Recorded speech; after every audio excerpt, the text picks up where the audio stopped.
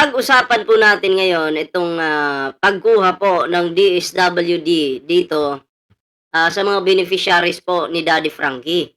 Nakakalungkot po 'no, nakakalungkot man pero nangyari na 'no. Nangyari na po yung, nakakalungkot na balita 'no. Sinundo po ng,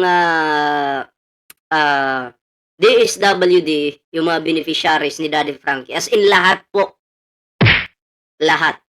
Okey? Wala naman sanang problema kung susunduin kung kanila talagang tututukan 'yan, okey? Wala sanang problema kung tututukan talaga nila. Pero may nalaman po ako sa isang nagtatrabaho po sa DSWD, okey? Sabihin ko na ba? Sabihin ko na ba? Wag muna siguro, wag muna. Basta merong nagtatrabaho sa DSWD na parang ang tingin ko dito ginagamit si Oliver, okey? Pagpalagay natin yung para kay Oliver napunta sa kalbo. Yari kang kalbo ka, oo. Oh, kung sino ka man, malalaman natin 'yan sa mga wala muna bukas, wag muna bukas. May inaantay lang tayo, okey? May inaantay lang po tayo mga pre. Ang tingin ko dito nagamit po si Oliver, okey? Hindi po mismo ng DSWD talaga kasi diyan po sa DSWD, may pailan-ilan pong ampaw na mga empleyado diyan, na mga mukhang pera, manggagamit, 'di ba? Oo. Ako kanina nung nalaman ko yung balitang ito nanggigigil talaga ako, eh. Oo, na talagang alam mo yung ang sarap ng sugurin ng opisina nila, tapos kunin yung naku, pero hindi ko muna i-open sa inyo 'no. May tamang araw tayo diyan, okey? May, inaantay lang po tayo, okey? Relax lang po kayo diyan. Hindi puwedeng hindi 'to maitama. Ay, hindi siguro nila alam, eh, nasa administrasyon po tayo ngayon, 'no? Ah, Nagba-vlog po tayo sa administrasyon ni Pangulong Bongbong Marcos. Oo, so tayo po, eh, may napansin kong katiwalian dito, ilalabas po natin 'yan. Oo. Hindi po tayo papayag na yang mga 'yan, eh, 'di ba, mangungupit, 'di ba, manggagago. Oh, hindi po puwede 'yan, ha? Oh, eh, 'yan po yung ating aalamin bukas, okey? May inaantay lang tayo. Kanina nalaman ko na, eh. May nalaman ko na kanina. Alam mo yung gigil ko, na ako sabi ko, "Ang ganda na dun kay Daddy Frankie ta's ganito pa." 'Di ba? Ay, abangan niyo na lang po yung ano, yung, mangyayari sa mga susunod na araw, okey? Pinapangako ko po ito sa inyo mga pre, sasabihin at sasabihin ko po sa inyo kung ano po ito, 'di ba? Medyo nakakainit ito ng dugo, okey? Pero sa ngayon hindi pa puwede. Sabi ko nga, may inaantay pa po tayo. Abangan niyo na lang po yung mga vlogs ni Daddy Frankie, okey? Malamang sa malamang, malabo ko pa bukas ito mai-content. Siguro next day, puwede na. Babanatan na natin 'yan. Oh, 'di ba? Oh. Eh, hindi po puwede na may mga tiwali na papalagpasin lang natin yung kanilang, katarantaduhan na ganyan. Hindi po puwede. Oh, naku, kung alam niyo lang mga pre, itong taong ito, pinahiya si Ansing nito. Hmm, pinahiya si Ansing nito ta's, sa pag-analyze ko, ginamit nila si Oliver para sa ganyan. Si Ansing pinahiya ng taong ito. Alam ko kontrabida 'to si Ansing, eh, pero ramdam ko kanina yung ano niya, yung para siyang ano, para siyang, lantang gulay na alam mo yun, pagod na pagod. Pero abangan niyo na lang po yung vlog dun kay Daddy Frankie, ha, sa mga lahat po ng kanyang content abangan po natin 'yan mga pre. Okey? So, gusto ko sanang i-topic na 'to ngayon, eh. Wala naman pong pumipigil sa akin, kaya nga lang, inanalyze ko, kailangan kumpleto tayo. Okay, bago ko sabihin sa inyo. Ayoko naman pong mabitin kayo, 'di ba? Hmm. Pero may idea na kayo, okay? Gets niyo? Gets niyo yung sinasabi ko?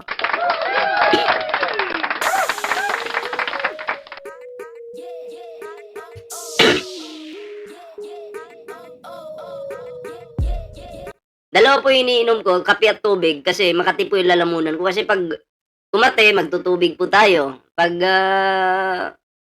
siyempre nauuhaw tayo sa kape, kape. Hmm, okey. So ayun na nga mga pre 'no, bago po tayo magtuloy-tuloy sa ating reaction ngayon, huwag kalimutang mag-like, share, subscribe para naman po maging updated kayo sa mga uploads natin, ayan.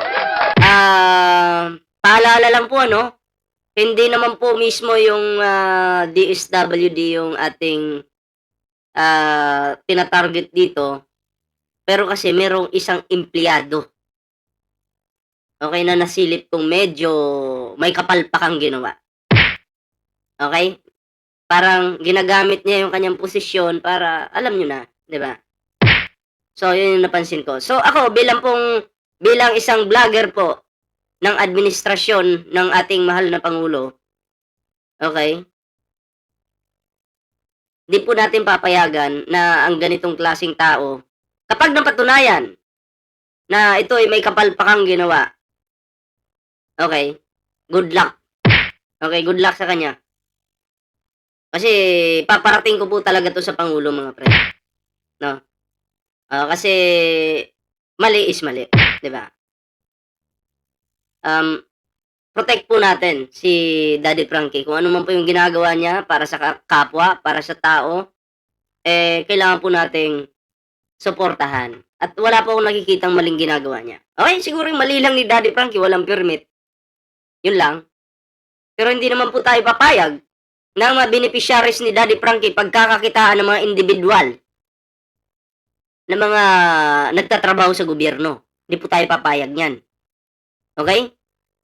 Na parang itong taong ito pagkakakitaan, 'di ba? Ng nasa mga nagtatrabaho sa gobyerno, hindi po tayo papayag. Kahit sino pa pong nasa gobyerno 'pag mali, putang-ina, banatan natin 'yan. Oo. Kaya abangan niyo po sa mga susunod nating, upload sa mga maybe next day po siguro 'no. So ito na 'no, proceed na po tayo dito. Gigigil ako, gusto ko ng i-topic ngayon kaso hindi ko pa trip. Kasi kulang-kulang pa yung mga detalye. Gusto ko kumpleto. So may inaantay lang po tayo. Ito na. Ah, Bigyan po natin ito ng reaksyon mga pre, no? Itong video po ni Daddy Frankie. Kasi kinuha na po dito yung kanyang mga beneficiaries. Panoorin po natin ang video. Sa Facebook page po ito mga pre, ni Daddy Frankie. Ha? Ba't umiyak si Ate Peli? Ha? Papakapait kayo doon, ha? Ha? Sana hindi nila kayo pabayaan, ha? Kaya John? Kaya JR, banda, malika. Ingatan mo yung mga kapatid mo, ha? Ha? Ikaw bahala. Napaiyak si Ate Feli mga pre kasi siya po kasi yung nag-alaga sa mga beneficiaries ni Daddy Frankie. No, siya yung nagluluto ng kanilang makakain, 'di ba? So, napamahal po kay Ate Feli mga pre, 'di ba? Alam mo yung DSWD na 'to, magagaling lang po yung mga yan sa simula.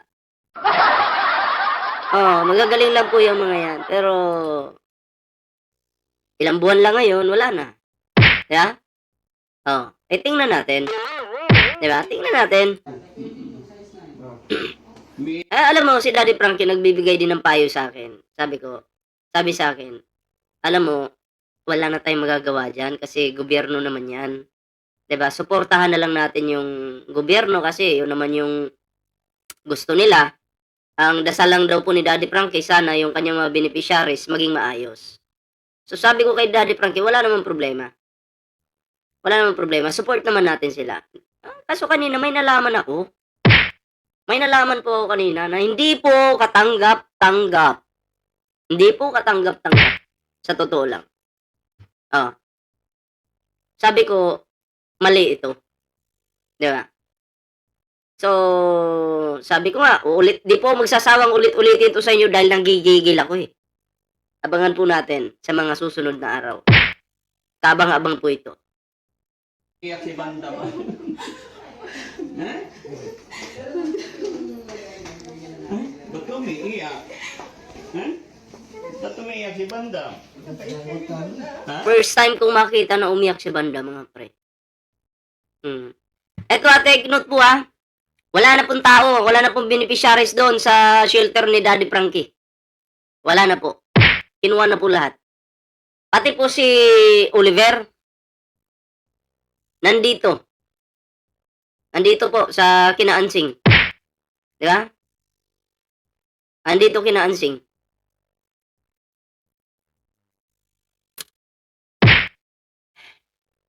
Siyempre sila Daddy Frankie kahapon,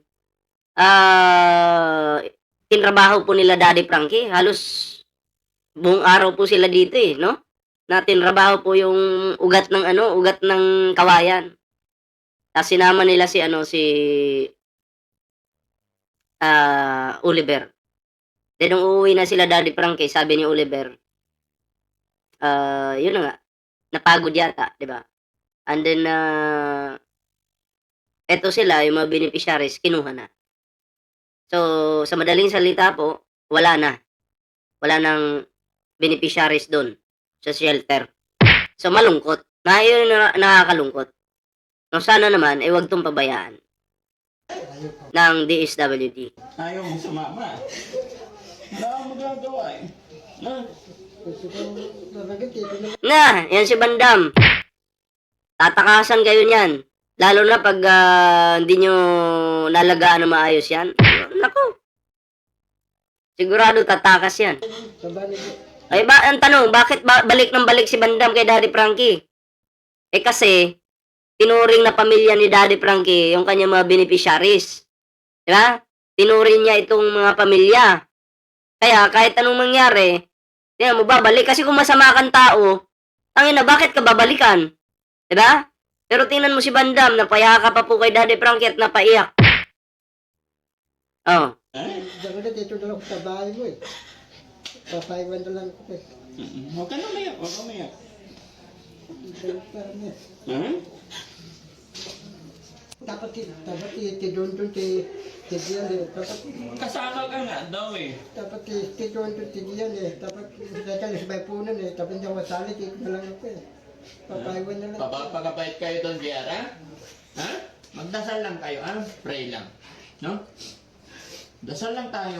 Okay? Hindi tayo pababayaan ni God. Hindi kayo pababayaan ni God. Okay? Basta tandaan nyo, minahal ko kayo. Okay? Tinuring ko kayong pamilya magmulat sa pool, magmulat simula. Okay? Sige. Tama. Okay, sa labas na.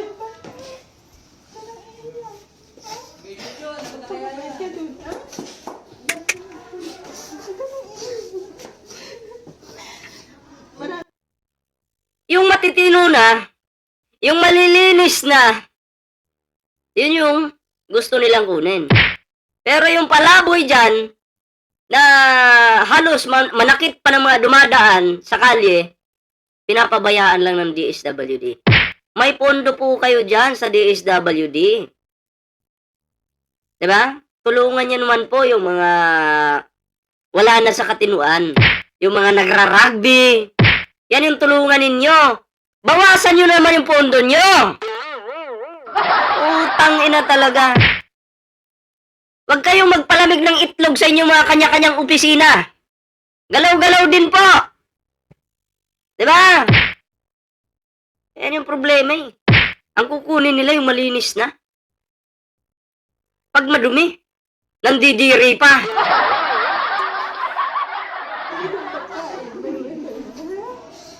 Ang panabayak ba? Okay na. Ha? Okay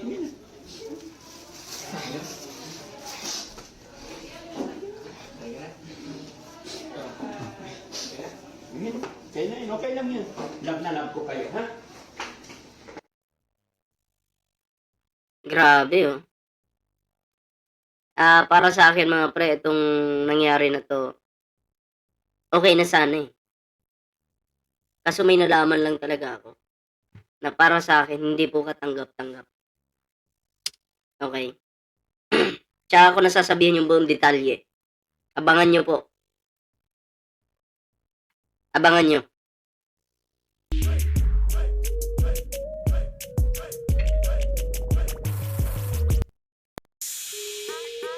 At, yun na nga mga pre ano, abang-abangan niyo po kung ano po yung update, mga bagong update po.